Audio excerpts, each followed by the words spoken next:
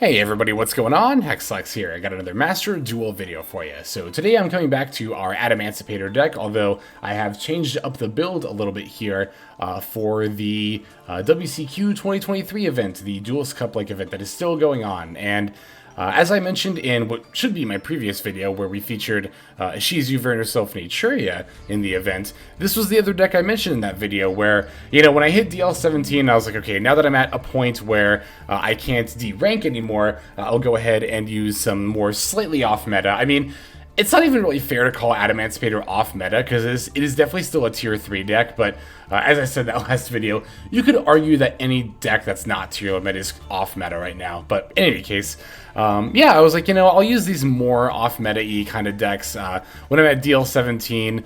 That way I can eat the losses if I need to, and it won't hurt my ranking. But between this and the Ishizu, Vernusylph, and Etruria deck, between those two decks, I actually ranked up from DL17 to 19. So was very nice to get some success in with a deck that, it's not that I thought the deck was going to lose a lot, but it was a bit more of a risky take to an event like this, one that's so fiercely competitive. So it was nice to see that risk kind of pay off. And I think some of the reason that it did is we're going for a less high-rolly version of Adamancipator this time around. So a lot in the past, especially recently, I have played the Braver package in Adamancipator, and I decided to take it out because I wanted to offer the build a little bit more consistency. And honestly, I've found myself in recent times playing Adamancipator really not even just bothering to go for the Braver package. Like, even in situations where I could go a little bit out of my way to set it up, it's like, you know, they're just better plays that you could just set up a more solid board with some negates rather than go out of your way to make a Braver, which, like, in this meta, you know, there have been times where I'll Braver and go to hand rip, and then my opponent literally has 5 tier limit cards that will all activate in effect when I send them to the graveyard. That's usually not the case, but I mean, at the same time, it's like, you know, it's not really good in general to hand rip against tier limit, because the cards you would want them to not have access to are the tier limit ones, but because Smoke Grenade of the Thief, you know, discards it to the graveyard, those effects will activate anyway. So it's like that kind of catch-22. So the Braver package is out. This is a little bit more of a quote-unquote traditional Adamancipator build in some of its engines.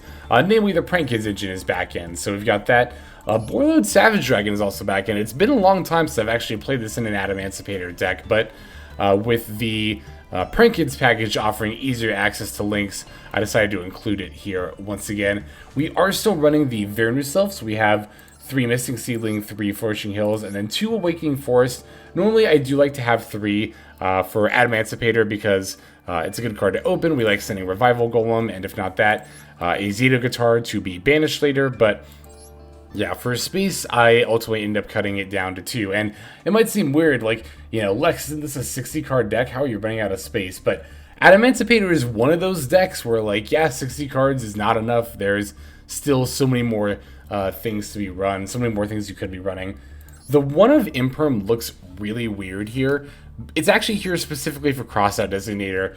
This is something I like to do sometimes, not all the time, but if I have room for it, or if I think it's important enough, I will sometimes just, you know, slide in one of, like, an Imperm, for example, just to negate with Crossout Designator. And even though it doesn't come up often, it is actually going to come up in one of the games that we're going to see featured in the video here. So I am very glad that I ultimately decided to make that decision, because that game was, from what I remember, was a good back and forth, and it would have been lost had it not been for the Crossout Designator there. So we'll take a look at that here shortly. The extra deck, though, is, I mean, the build as a whole is a pretty standard fare 60-card Adamancipator deck for what you would see, you know, in this current meta. You know, we have the full Ishizu package. I have the Millers here as well, because Kelbek is still a great disruption tool. Agido is still a good extender as well, so I think even in a tier 0 meta, it's still fine to have the Millers here.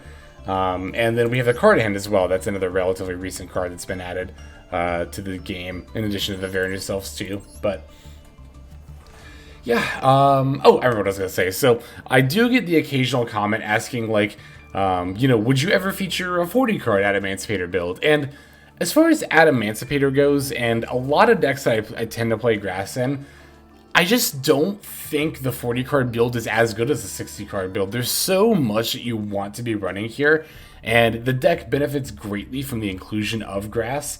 As you can see, there's like, because there's a lot of grass decks where, like, despite playing 60 cards, it's still like, half of your deck is still spell and trap cards, or stuff you don't really want to mill. But like in this deck in particular, we pretty naturally, even a 60 card deck, only play like 7 spell and trap cards, and you could argue that Imperm and maybe to an extent Crossed aren't needed.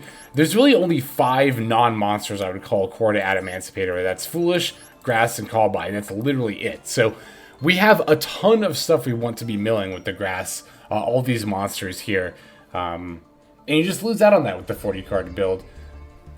And it's not like it's the 40 card build. I mean, the 40 card build is more consistent by virtue of being 40 cards. It might be easier to open something like Block Dragon, but we have so many ways to go into Gallant Granite to get to Block Dragon anyway that I would honestly make the argument that with all the additional excavation targets we have, it actually increases your consistency to go up to 60 with grass with Adamancipator.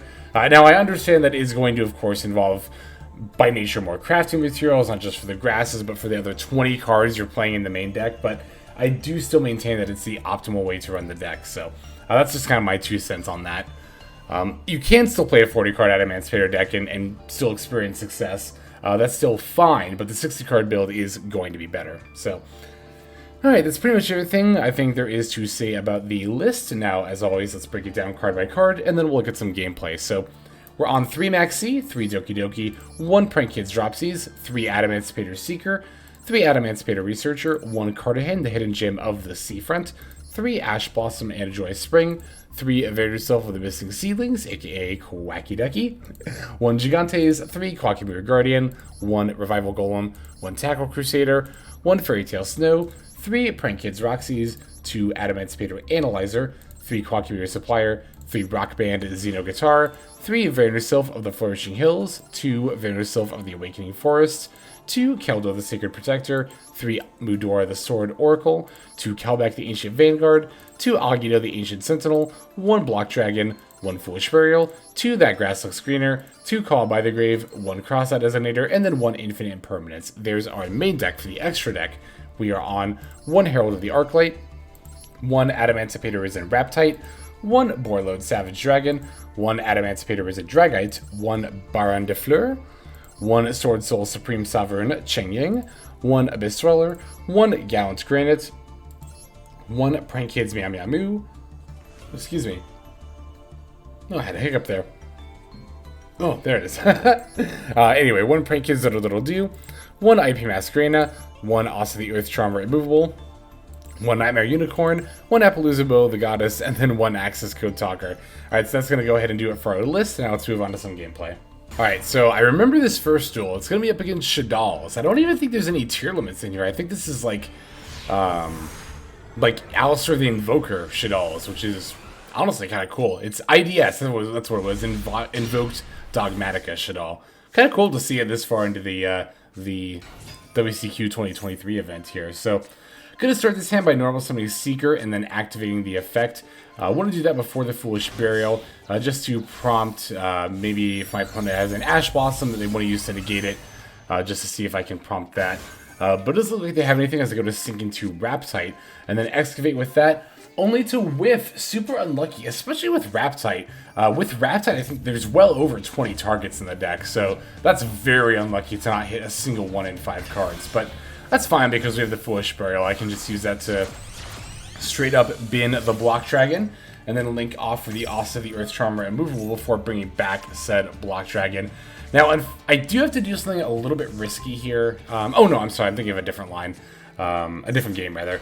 I get to add Cartorhyn here, which will let me normal summon the Doki Doki. I can use that to special the Analyzer, and then I'll special summon the Researcher. I shouldn't have added Gigantes, I should have gotten something else, but I was just kind of on autopilot for the first search, and I was like, wait a second, I've already used Seeker, and Block Dragon is my only Earth in the graveyard, so Gigantes actually isn't usable there, but it's fine, we still have just the Cartorhyn anyway, so we get to excavate a Koa'ki Guardian and a Supplier here. Now I'm going to link off Asa, Supplier, and Doki Doki for an Appaloosa Bow of the Goddess. Get to bring back good old Block Dragon, sync that with my level 2 Researcher to make Baron de Fleur. And we still have the materials on board to end on Borreload Savage Dragon, as well as just enough Earths in Graveyard afterward to bring back Block Dragon one more time. I think we need to use the Earth in our hand as well. Oh no, it's 3 in grave, so... There we go. It's a pretty standard fare Adamancipator board. We have 3 monster negates in the Appaloozas and 2 Omni negates. Now, here, my opponent's going to activate El Shaddoll Fusion, and I opted not to negate that. That was not very smart on my part. I'm just going to tell you that right now. My thought process was, oh, you know, if they fuse for a construct, I can just negate it. Wrong, because construct's effect will be first on the chain link, so I wouldn't even be able to negate it. And I was like, what are they going to do? Make a construct or a window? That's fine. It's been so long since I played against Shaddolls, I didn't even consider the oh my god, I can never say this card's name. Apcalone. It's not that hard. Apcalone. Yeah, it's going to definitely hurt. It's going to negate my Borreload here. So, yeah, I definitely wish I would have just negated the El Shaddoll Fusion. Huge misplay on my part. Almost cost me the game. Otherwise, I think I would have had a very easy path to victory. But, you know, it's no fun if you don't make it a little bit harder for yourself, right? Allowing them to fusion summon that will also allow them to run over my Appaloosa here. Which, for that reason alone, I should have let them fuse. I should have realized, like, oh, even if they do just go, quote-unquote, just go for Construct, they can still just run over my monsters. So, yeah, again, not my best moment, but, you know, it's a misplay I think we'll still be able to play out of. So, turns out they did have a Shaddoll fusion as well, so now they're going for their Construct. And going to bin a Shaddoll monster, as well as set one with the Windy. Windy sets a Beast, if I recall correctly, and then they're going to bin a Squamata with the Construct, and then Squamata will send a Schism to the graveyard, which they're, of course, going to want to wheel back to their hand at some point. So, opponent sets 3 cards after that. 3 whole cards. Wow. Gonna start by normal setting the Koa'ki Guardian before linking off the Borreload and the Block Dragon for IP Masquerade. The Borreload is now pretty much just a 3k vanilla beater, so we can just go ahead and link it off without pretty much any remorse at all to get our Block Dragon searches off here. Gonna start trying to special summon the Researcher. Opponent's gonna chain an El Shaddoll Fusion. I imagine they're just gonna end up going for Winda here, which does in fact end up being the case. Here is El Shaddoll Winda. So now that she's in play and I special summoned this Researcher, I don't get any more special summons. Thankfully, we've already got the Baron de Fleur on the board to take care of that. I try to fire off the Baron effect on the back row here to see if I can snipe something. Opponent reveals an Imperm to negate Koa'ki Guardian. I definitely do not want that to be negated. So, chaining the cross out in my hand to banish that one Imperm in my deck I talked about earlier. We did actually manage to banish it with the cross out designator here. Moving to battle phase, opponent's last card. Last card is Alistair, but thankfully we have that Koa'ki Guardian on board. So yeah, that's despite the fact that their last card was Alistair, that's actually not going to be enough here. I'm just going to battle over their window. So they will get to add the Shaddoll Fusion back to their hand. That is definitely annoying, but you know, definitely beats the alternative of just losing to that window here. Definitely. So now I get to special summon the Seeker and then start excavating. We whiff on the Seeker, but that's fine. We'll just start excavating off the Researcher, which we did not whiff on. I see at least the Roxy's, but the Doki Doki is going to be even better here. Now we can discard for the Analyzer. Gonna sync off the Doki Doki as well as the Seeker for a Herald of the Arclight. That's going to make their Shaddoll Fusion much worse, and after that, I get to sync for a level 10. To pair with my Herald of the Arclight is Sword Soul, Supreme Sovereign, Cheng Ying. Of course, by banishing for Block Dragon, I get to activate Cheng Ying, banishing the, Construct from my opponent's board. At this point, I was pretty low on the clock. I think I had like 10 seconds left, so I decided to just pass back to the opponent, even though I could have theoretically done some more board clearing. Like, I could have gone for a Nightmare Unicorn, shuffled back my opponent's last card, excavated with Analyzer, and done some more plays. But again, 10 seconds left on the clock at this point, so wanted to make sure I did not run out of time there. Alright, going to be banishing more of my opponent's stuff, as well as negating the Alistair with Herald of the Arclight. They're left with only one face-down card right now, and if they try anything funny with it, like if it's a Schism, I can just use IP to go to Nightmare Unicorn and shuffle it back into the deck. but doesn't turn out to be anything. My opponent just concedes, and we're going to move on to our next duel. So in the last one, we saw a pretty standard, turn 1 play with Adamancipators, mostly because we weren't locked into the Vernusylph effects. So now I want to show a turn 1 opening line where we are going to have to utilize the Vernusylph effects and how we can then play our turn 1 out as a result. Because remember, we're not going to get to activate non-earth effects this turn. So no Raptite on the board to extend with, as well as no Appaloosa to help insulate our plays against monster effects. We would not be able to use her protection ability. So going to start off with the Koa'ki Guardian to get some protection on the board, then summoning the Vernusylph of Flourishing Hills, get to search up a words brain. Oh my god, I think we searched up the Awakening Force, right? Then we use that to send the Revival Golem, and then that also Fairy Tale Snow. I was trying to figure out what else got set up in the graveyard. It was Fairy Tale Snow. That's it. So. Alright, now here I do have to make a bit of a risky play just because of how the board state ended up working out. The only way for me to get my Block Dragon off the board here was to actually go for the Appaloosa and also use the Koa'ki Guardian as a material. So normally I don't like to do that. I would have much rather liked to keep the Koa'ki Guardian on the field for protection. But, I was like, I don't think my opponent's got anything. They didn't have priority pass to them at any point, so we should be good here. So going for the Excavate off the Seeker, especially in the Tackle Crusader, and then off the Researcher here to grab something, I'm sure. Yeah, Supplier. Now, normally I would just go straight into Raptite here for more excavating, but again, we've used the Vernusylph effects, so we are locked into Earth effects. So I'm just going to sink into 10, bring back my Block Dragon, sink for another 10 to make that Changing again here for the turn 1 board. Then we're going to make Block Dragon again, bringing it back to make an IP Masquerade this time around.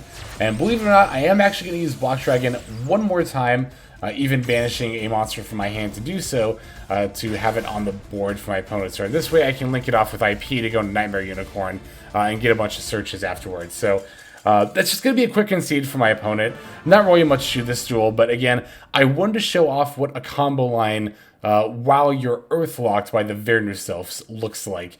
So that way you get an idea of how you can still play out your turn and still end on a devastatingly powerful end board, even without using some of your extenders like Raptite, again, due to being Earth locked. So there's that quick game. The next duel is definitely going to be a much more back and forth one. So let's go straight into it. Yeah, so this game was against tier. I'm pretty sure it's tier limits. I think it's I think it's some out of tier limits. I'm just trying to remember what kind of, if there was anything special about the variants. But what is special about this game is that this is going to be a 10-turn game, 10 turns against tier limits here. And as you can see, we're starting by going second without any form of disruption in our hand. Definitely not a place you want to be against tier limits. Opponent's going to start with a Keldo, pitching Kelbek. They then get it twisted. I'm assuming that's like their only line here. I don't know why else you would get it twisted in a situation like that. But they also get to get the Agido here. And my opponent is fortunate, for them to have not gone against a mirror match, so that they did not, in fact, get negatively impacted by getting it twisted, as mentioned. So now they get the Shiren effect off the Soliac Surge. They actually had pretty poor mills, honestly, which I would call luck on my part, but at the same time, I'm looking at some of my opponent's mills now, and here's the thing, right? There's bad mills due to variance, and there's bad mills due to deck building choices. That goes for bricking as a whole with, opening hands and stuff too. That's not just true of my tier limit opponent's mills, but there's a huge difference between bricking because, you had bad luck and bricking because of your deck building choices. Like, if we look at my opponent's graveyard here, it's riddled with, stuff that's making their mills less consistent, right?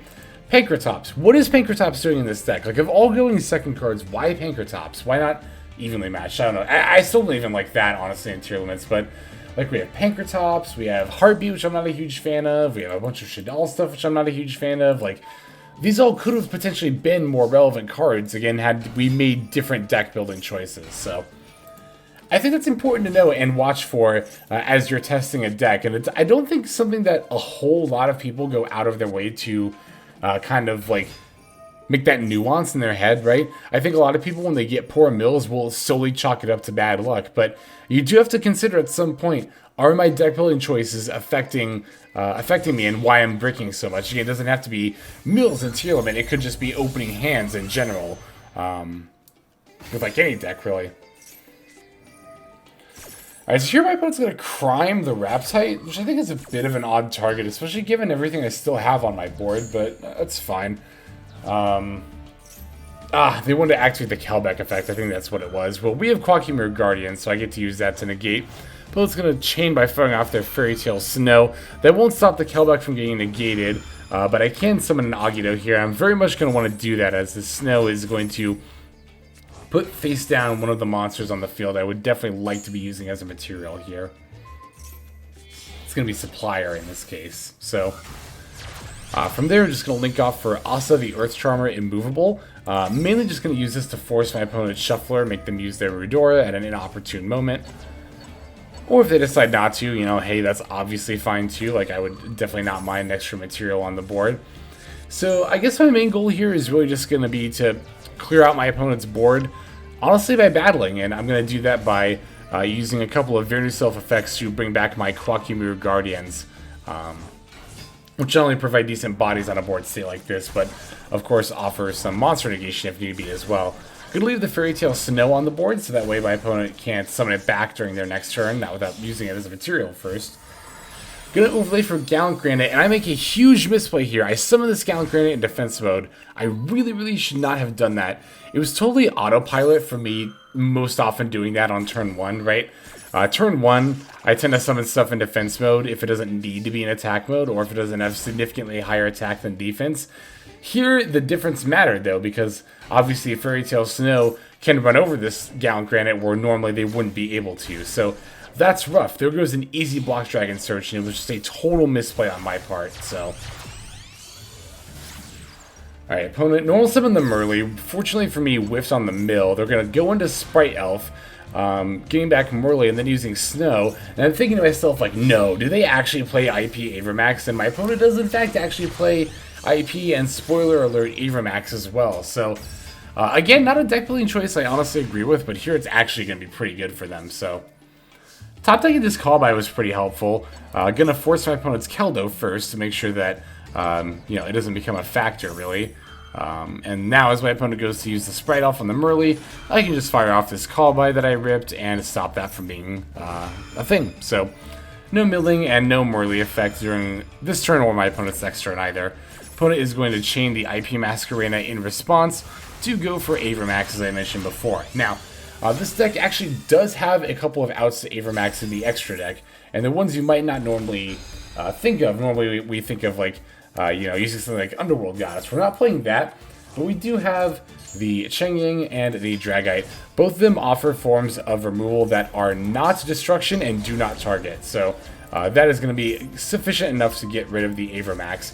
It's easy to think of Avermax as a towers, but it also pays to remember that it's not a literal tower, it's not unaffected at all, it's just not able to be destroyed by card effects thanks to IP Masquerena, and unable to be targeted either. So I'm going to make sure to go for Dweller, because I don't want my opponent to top deck like a Rhino Heart and just win here, so going to make sure I go for Dweller, that way I know I'm going to get a turn pass back to me, a turn where I can use this Analyzer and summon one of my outs. I'm going to start by specialing the Analyzer, of course, and then Excavating, and we do get a couple of hits. Both of them are level 2 monsters, though, which is really annoying, because that means I have to normal summon this Maxi and use it as a synchro material for the Dragite, just to get rid of this Avermax. If I just hit a 4, I could have done this, but then also kept the Maxi in my hand, which obviously would have been a lot better. But you know what? Whatever. I'll use the Maxi as material if I have to, so. Thankfully, we found a rock, bouncing the Avermax back, gonna smack our opponent before passing, and we even have the Cartorhyn in the graveyard to negate spell and trap cards. Not negating that one, though, because I don't want my opponent to get a search for, like, a Soliac here. We actually managed to rip grass off the top of our deck, which is super bad, although the only relevant things we hit are Xenoguitar and Agido. I definitely do not want to get it twisted here, as that would only help my opponent. And yeah, we just need to last one more of our opponent's turns. with only a spell trap negate up. Now they do top deck a Shiren, discarding Beast, that's rough, but again, look at their mills here. Pankratops, evenly matched, and the Crime, and it's like, I think that's the second Pankratops, isn't it? Is that also the second Crime? Or did they add the Crime back? No, it's the same Crime, but yeah, that is the second Pankratops. Again, I just can't help but think that my opponent's mills have been affected by their deck building decisions here. Now, to be fair, they do get more mills with the Scream, and there they hit stuff, but yeah, I don't know. I think that this is not an instance where you can just say my opponent got unlucky. I do think they end up proactively hindering themselves in at least some regards here. So they do get to go for a rank 4 play. They're going to go for a Zodiac line here. And I thought they were going to go for Zeus with Borbo, but no, they just go for Trident. They must not be playing Zeus in their extra. Which would make sense, actually, if they have Shaddoll, is that they don't have the room. Plus the IP and Avermax package is taking up space there as well. But yeah, flipping up Trident, not Trident, Dragite, so that it gets popped by Trident. They'll even use a Shuffler just to make sure that Snow is no longer a factor, although I think they didn't have enough stuff on their hand and field to banish anyway. But no, I get to special summon Gigantes. And for the first time at the very end of this 10-turn duel, summon Block Dragon. How about that? Technically, I should have gotten Block Dragon earlier, but I misplayed by not doing so. But didn't even need Block Dragon to beat tier limits there. So just gonna pat myself on the back for that one. We have one more game to look at. Let's go straight into it. Okay, final duel for this video. I think this is Flow, if I recall correctly. This is Fluwandereeze. Yes, this is Flow. Because I remember the combo line that they do here. So we're going to be going second. We don't have any disruption. We do have a Kelbek, but we do have a Grasslook screener. So, but yeah, our opponent's D-Shifter is going to make sure that is decidedly not useful. So between D-Shifter and Jack in the hand, we know it's going to be Flow. And here we have to take the Robina, because otherwise, you know, they just get to summon Robina for free. I will throw out this Agido to get a material on board, but yeah, they have an Eaglin in hand, so they can use their Sri to banish that Dimensional Fissure, or not Fissure, Shifter, and then use the effect to tribute summon the Impen that they searched off of the Eaglin there. So definitely not an ideal start to the game, especially that Dimensional Shifter. So rough with grass in our hand. Alright, now here's something that I wanted to point out that my opponent did that looks really weird, but is going to matter so much in this duel. And that's the fact that they search Unexplored Winds off of Impen and not Dreaming Town, the trap card. That looks really weird on the surface, and I remember even thinking like, wait, what? You're not getting Dreaming Town, question mark? But again, we're going to see that this is going to be a very good call on my opponent's part. As was using talents to put back Analyzer. Also a very good call on my opponent's part.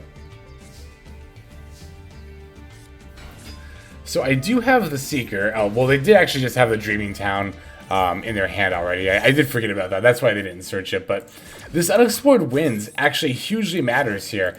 Because, you know, I'm thinking to myself, I remember as this was happening, I was like, okay, you know, you can get the Stree, but what? You can't tribute summon because you can't use Stree's effect because I don't, you know, neither of us have a card in our graveyard for you to banish with Stree.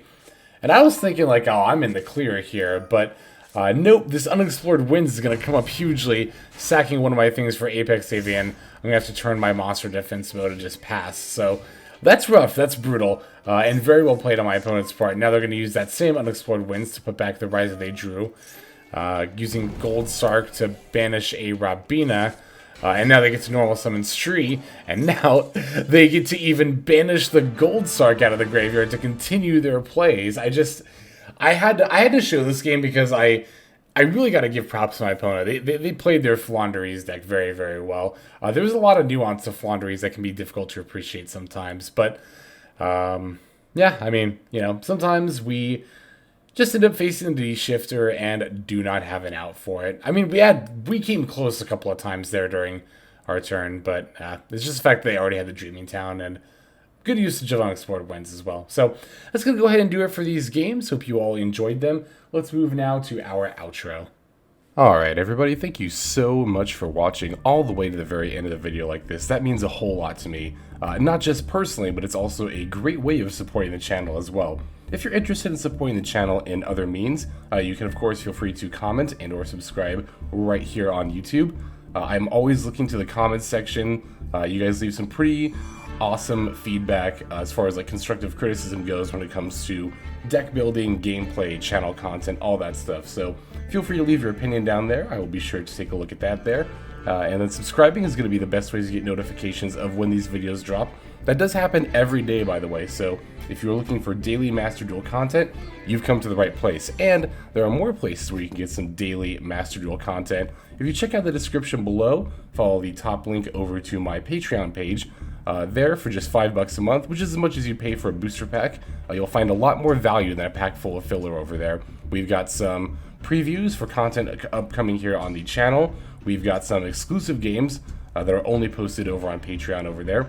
We've got some Q&As, and then you can also have your name featured in this lovely credit sequence where I thank all of the people who are helping contribute over there on Patreon. It's a huge support to the channel, and it really means a lot as well. So thank you everyone who is donating that is featured here on screen. And again, you know, it's not just a pure donation, you do get some more daily Master Duel content over there just for being a part of the Patreon.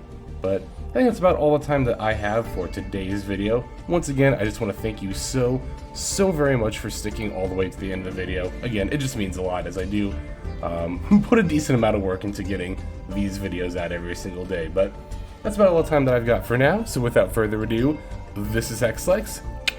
I'm signing out, and I hope you have a fantastic day.